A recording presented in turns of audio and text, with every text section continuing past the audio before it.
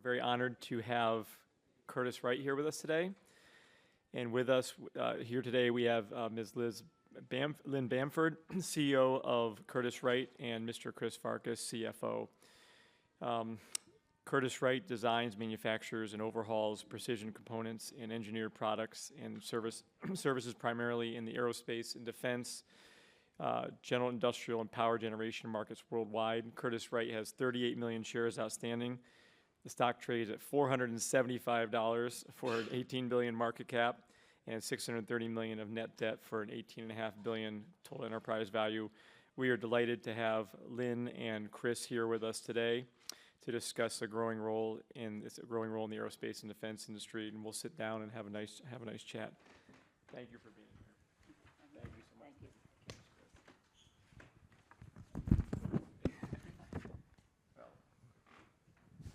So great to have you here, and congratulations on all your success. You guys have just been ripping through the roof here with your performance. Maybe let's start broadly by giving maybe a more broad overview and of what you do, and maybe sort of go down your business lines a little bit. Okay. Well, welcome everybody, and it's my pleasure to be here, and thank you for the invitation. Today's comments may contain forward-looking statements which have risks and uncertainties which are outlined on our website. I'm obligated to say that. So, I don't know. There's probably very different levels of awareness of who Curtiss-Wright is in this room, and so one thing I would encourage you to do if you aren't very familiar with the company is if you go to our website. We had an investor day about 15 months ago in May of last year where we really give a pretty thorough overview of our end markets and our strategies in those end markets and 3-year forward-looking guidance.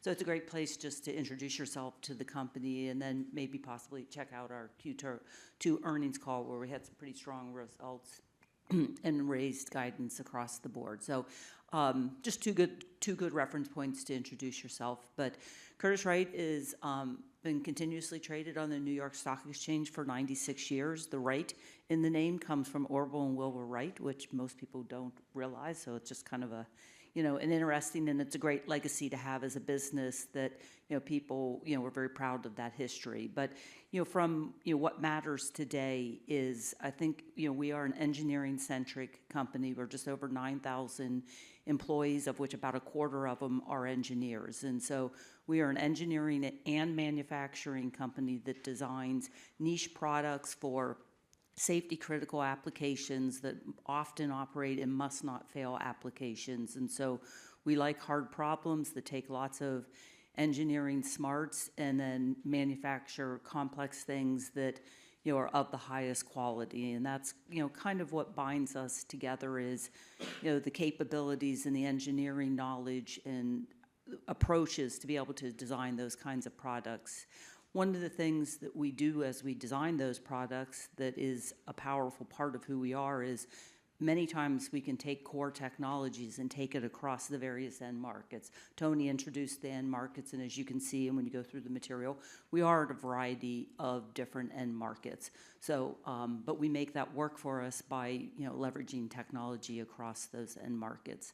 So we launched our Pivot to Growth strategy just over 4 years ago that the company had spent the prior decade, of which Chris and I were both part of it, really driving financial performance in the company and really getting to some top quartile numbers. But the thing that we had not been able to achieve was growth of the top line. And so as I became CEO 4.5 years ago, that became the focus of what really was needed. Continuation, operating margin expansion, and things like that. But to really light that growth engine, and our Pivot to Growth strategy, as you mentioned, has really been delivering results. But I think one of the really important things, that I'm sure we'll cover in some of the specific questions, is we're at such an early stage in so many of our end markets and things that we have been working on over those past 4 years that are just, coming to bear fruits, not even maybe yet. Some of them are coming in 26 and 27 and 28. And so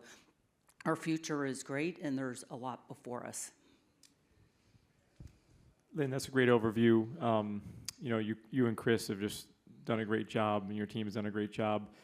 Maybe you could talk about a little more about the defense business with this $1 trillion budget, coming in 2026, fiscal year 26, potentially, the reconciliation bill funding where you've got a lot of plus up. It seems like you're well aligned with those budgets.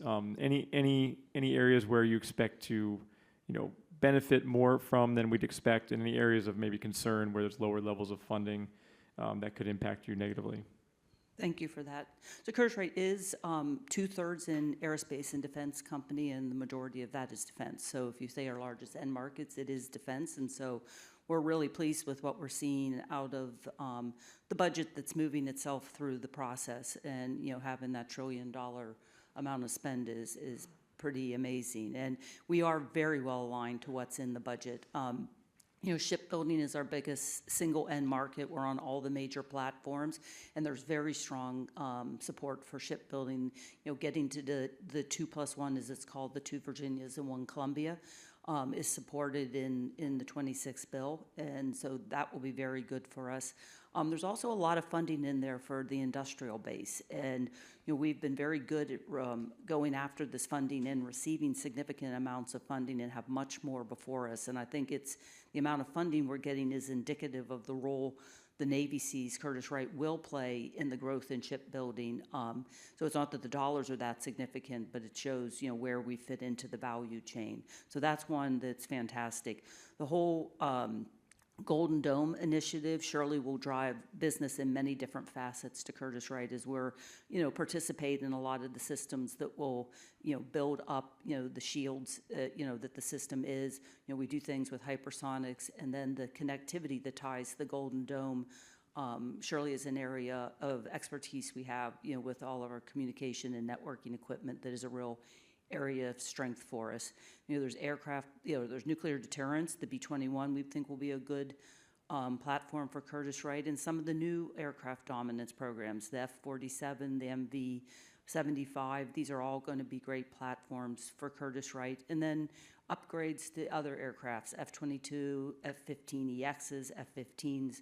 Again, these all fit into our MOSA and SOSA compliant hardware, which is another interesting aspect of the bills going through, and slightly different in the House and the Senate, but we'll see how they sort out, is really the push for more commercial acquisition and more commercial solutions, raising thresholds for where you have to have auditable business, but also a mandate that the MOSA and SOSA compliance systems be moved to a mandate from a benefit in how system selections are performed. And Curtiss-Wright has the leading portfolio of products that are MOSA and SOSA compliant. So there's just a lot of different aspects about the bill, and that's only the U.S. half that is great for us. Yeah, well, I guess that leads me to the other portion, which is international defense markets. You mentioned on the last call that you're expecting direct FMS to grow 20% this year, with expecting uplift obviously from NATO spending like we saw earlier. Where do you see the biggest opportunities? This level of growth sustainable? Is it sustainable for the foreseeable future? Sure. First of all, let me say it's a pleasure to follow Ryan Mattel. We actually had a press release that we issued back in March where we had won some work on turret drive stabilization systems supporting some of their vehicles. They're a longstanding customer, so that was a treat. Thank you. But just for some context, I think as you step back and look at, when we talk about foreign military sales, we're talking about direct foreign military sales, those sales to international customers. It excludes that work that we do for Lockheed Martin on the F-35 that ultimately goes international. And we've seen order activity increasing globally and across many NATO countries over the past few years.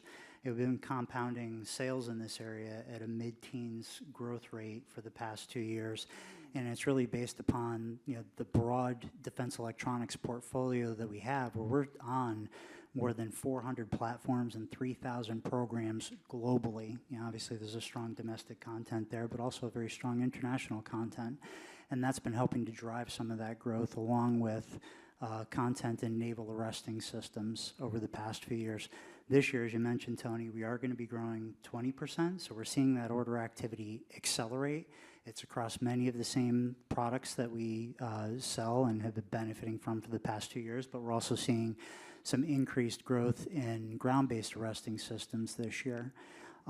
So it's been attractive for us, and this year it'll reach roughly 10% of Curtiss-Wright's total portfolio, which is $340 million. Now, going forward, we continue to see this as an exciting growth area for us. I think as you step back and you look at the commitments that were made by NATO Secretary General Mark Rutte alone, that NATO would reach 5% of military spending as a percentage of GDP over the next 10 years, 3.5% on that on core military spending, and then 1.5% on infrastructure and other defense, cybersecurity and other defense spending. But if you just take that 3.5% alone and you turn it into today's dollars, that's a $400 billion opportunity for U.S. defense contractors or defense contractors that are selling to international countries. And we believe that we're really well positioned to benefit from that going forward. Yeah, that's a huge opportunity, Chris. That's going to be impressive to watch. Maybe back to sort of the commercial side.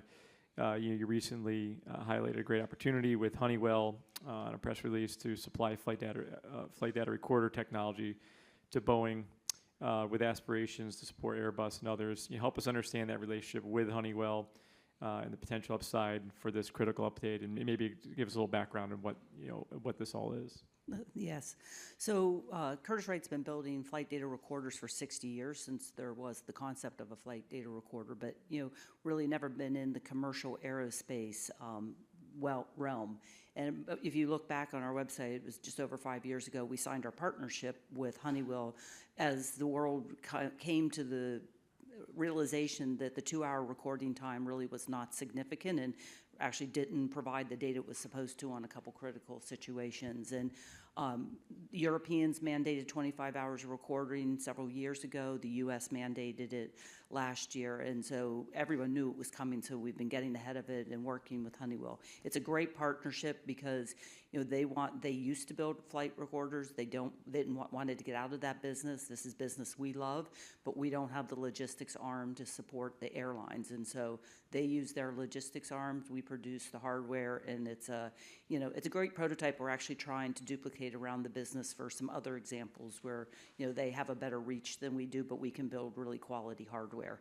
And so the partnership has been going on with Boeing. We've been shipping for OEM content for about 2 years at this point in time, but part of the FAA mandate last summer was to retrofit the existing fleet in the U.S., and that's tens of thousands of airplanes that need retrofitted. And so as that's come into focus, we've really are, just experiencing the very beginning of that ramp in the back half of the year to be able to produce these recorders at the rate that's going to be needed to accomplish that. And, we raised our guide in Q1 in commercial aerospace. The entire raise was tied to what we could see of the ramp in this area in the back.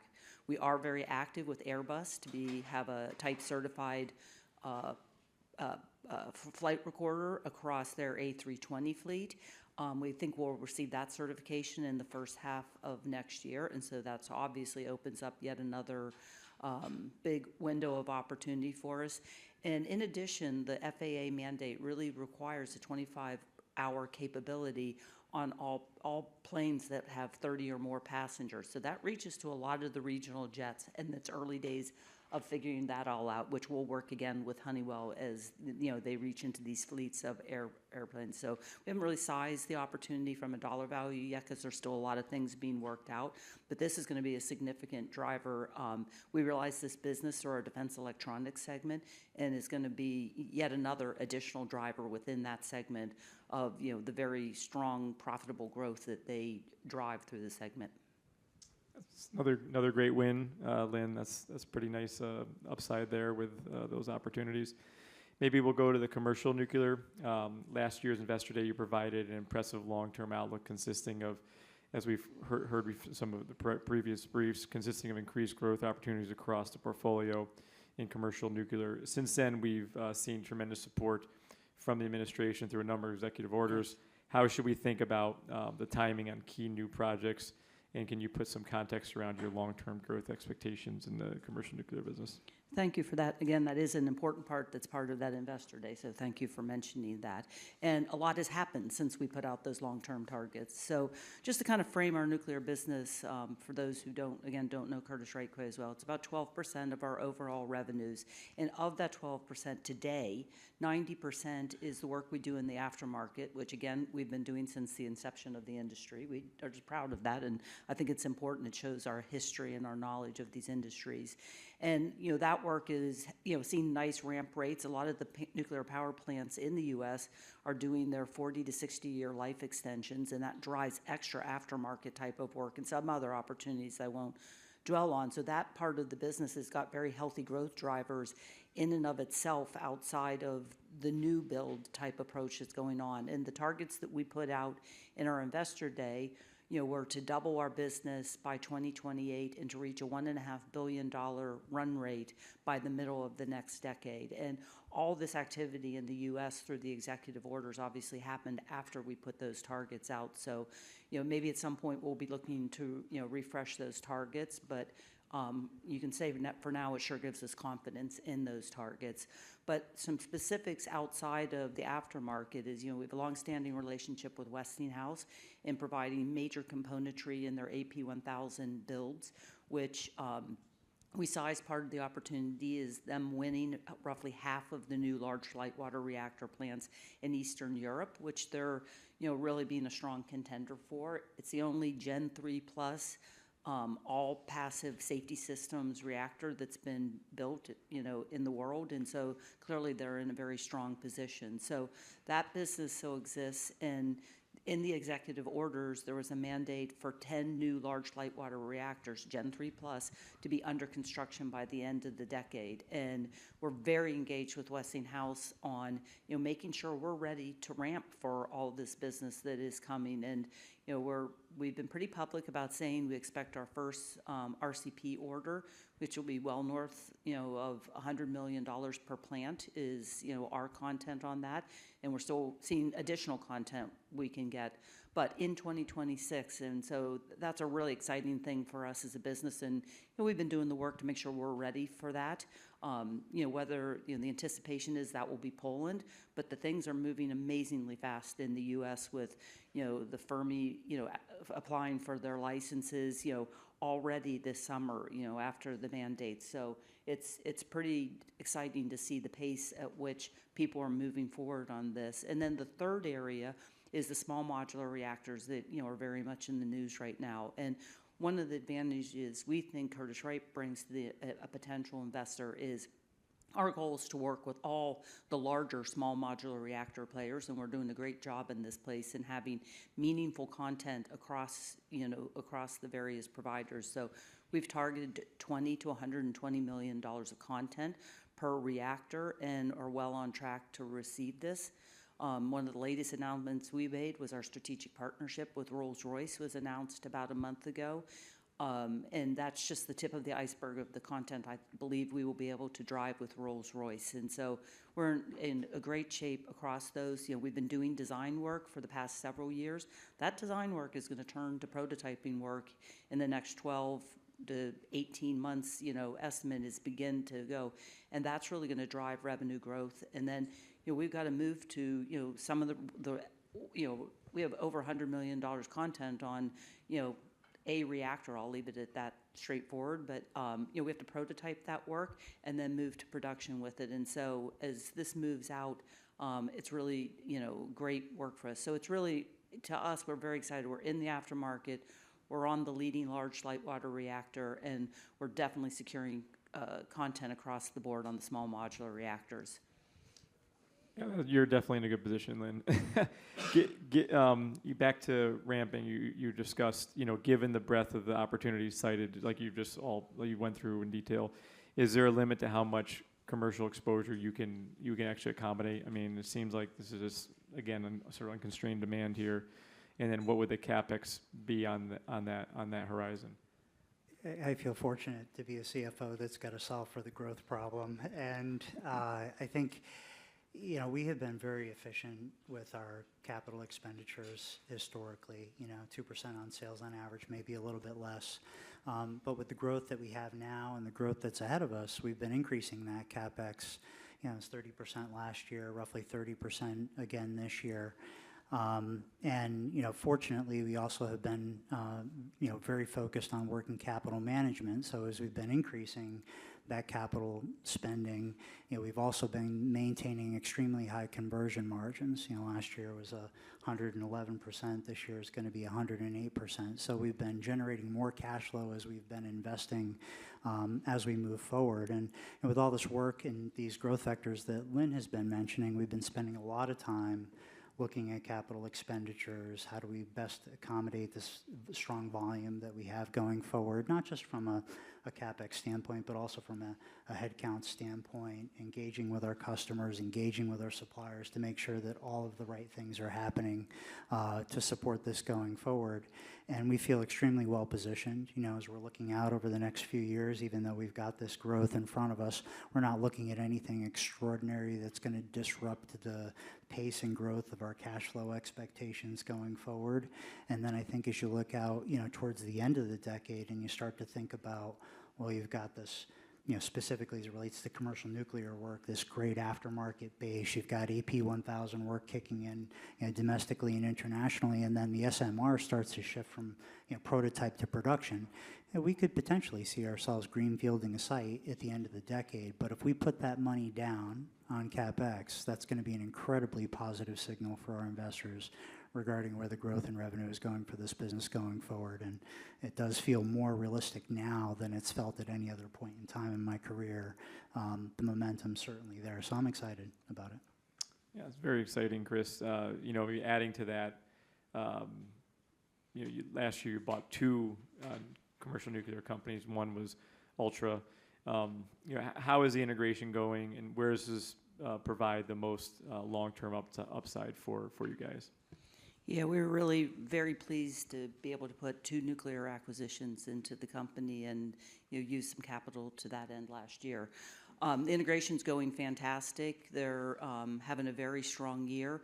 They were the focal point of the strategic partnership we announced with Rolls-Royce. It's their reactor protection system that was that point. And Rolls-Royce really likes that we now have a major nuclear facility in the UK, that we're having many discussions with how we can drive more localization through that site. So we're working, the fit is just fantastic, where we have customer reach and content some places in the US where they didn't. We're having great fortunes introducing them to those customers and really leveraging what they have over in the UK, with good interactions with Rolls-Royce ahead of time, but Rolls-Royce was very pleased to see us do this, as localization is just such a big part of this. So we've done a lot of the mechanics of integrating them, and that's gone very smoothly. The teams have worked hard to make it work that way, but we know how important that is. And I think they're a very excited part of Curtiss-Wright that has such a big focus on nuclear, and there's so much emphasis as a company that it's, I think, rewarding for them to be part of the company and part of this much bigger nuclear team. So we're on track to drive $80 million of revenue out of the team this year, so that's quite an achievement. And they're not accretive to margins yet, but we have a clear path to make that happen, and we'll be focused on that over the next couple of years as we just continue to capture more business. Maybe we could follow up still with capital allocation. You haven't bought anybody. I know we've talked about in the calls. I've asked you a couple of times in the calls about acquisitions in 2025. Could you maybe once again discuss M&A activity pipeline? What are you seeing today, and then how do we think about the other parts of capital allocation, share repurchases in this environment? Okay, so maybe I'll talk a little bit about the pipeline and ask Chris to speak a little bit to the share repurchases. So, I would say, we've been an active acquirer for many, many years, but we're a very stringent, acquirer, and have a pretty high bar for both the strategic fit and the financial fit, and we're not afraid to walk away from properties. And we've done that so far in 2025. But the pipeline is full.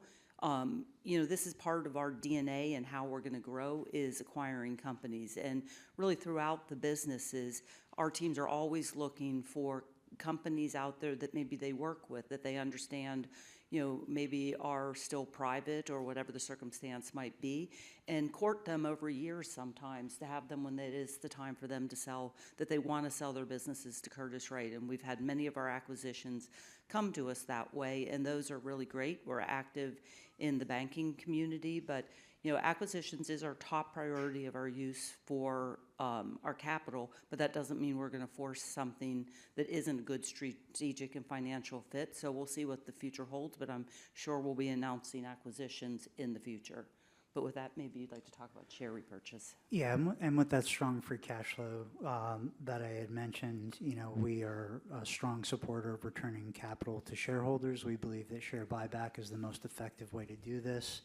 Excluding this year, over the past 3 years, it was $750 million worth of buyback.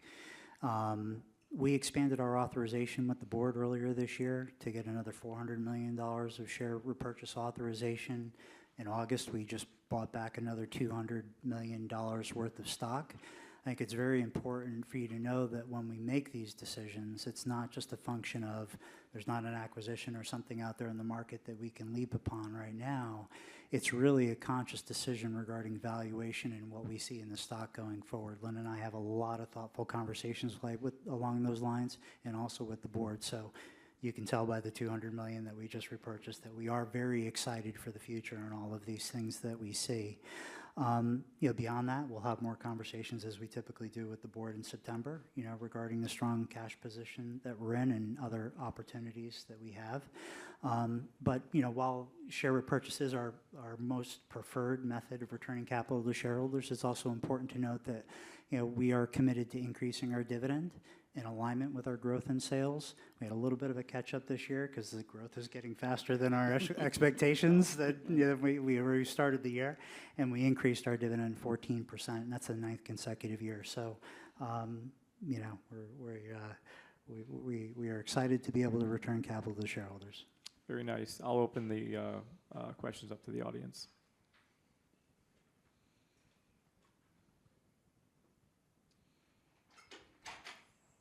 Okay. Hey,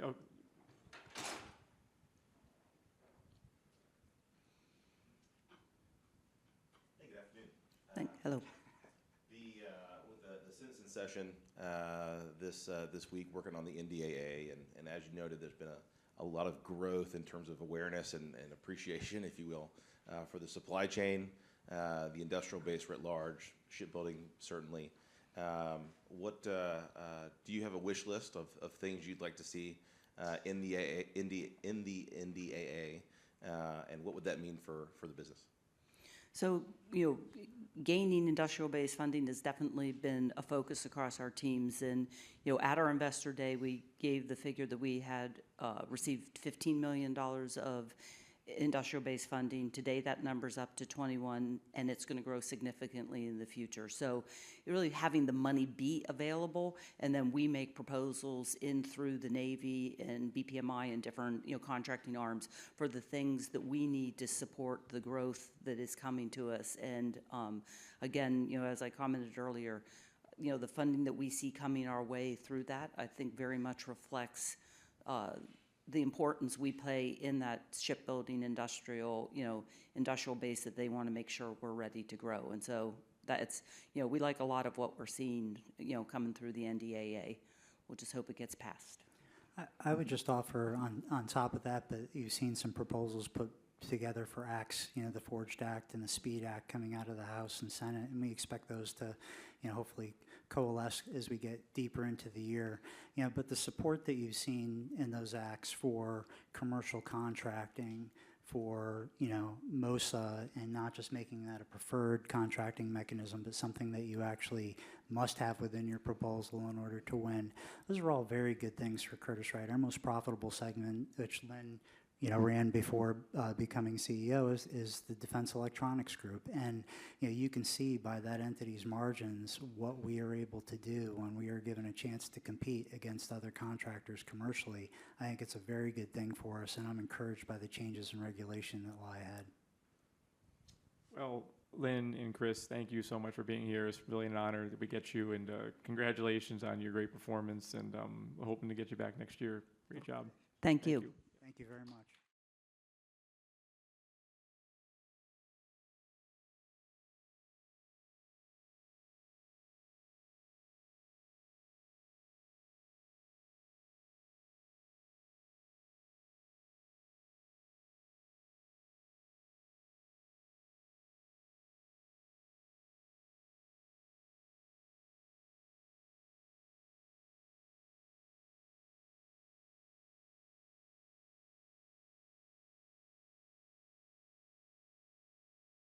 Investors should carefully consider the investment objectives, risks, charges, and expenses of the ETF before investing.